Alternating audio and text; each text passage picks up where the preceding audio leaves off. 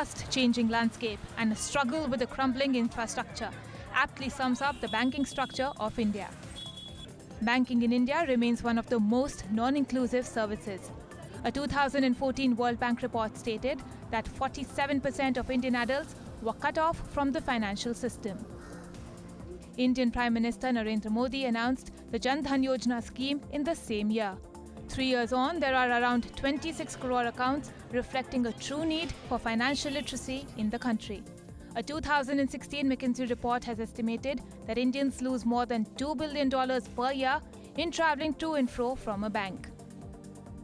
The same report has stated that digital finance is a $700 billion opportunity for India. While the report didn't do much for a push towards digital finance in India, the November 2016 decision of demonetization by the government did. The government made a push for digital finance, which includes financial transactions made using mobile phones, internet or cards linked to a digital payment system, but overlooked several facts. According to the RBI, there are about 15 lakh point of sales machines in India as of August 2016. India has 712.5 million debit cards. And according to a report by the TRAI, teledensity is at 83%, whereas in states like Assam, Madhya Pradesh, Uttar Pradesh, the teledensity is less than 70%. With many using multiple SIM cards, the number only gives us a rough representation for how many in the country can actually actively use digital banking. Many vendors and small businesses transitioned to digital payments. But for many, going digital proved to be a tough challenge.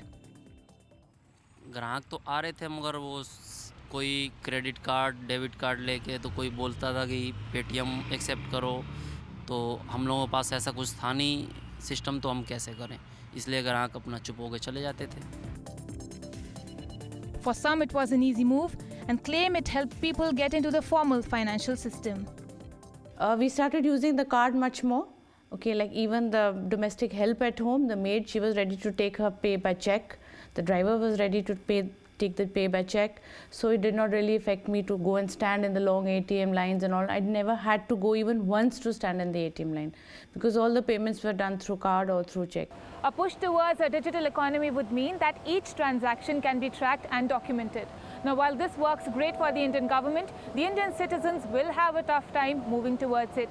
In a country where many are struggling with basic needs and where they come from diverse economic backgrounds, the Indian government needs to spell out more initiatives and needs to give the push towards digital economy some time. In Delhi, Snig Pontial for WION.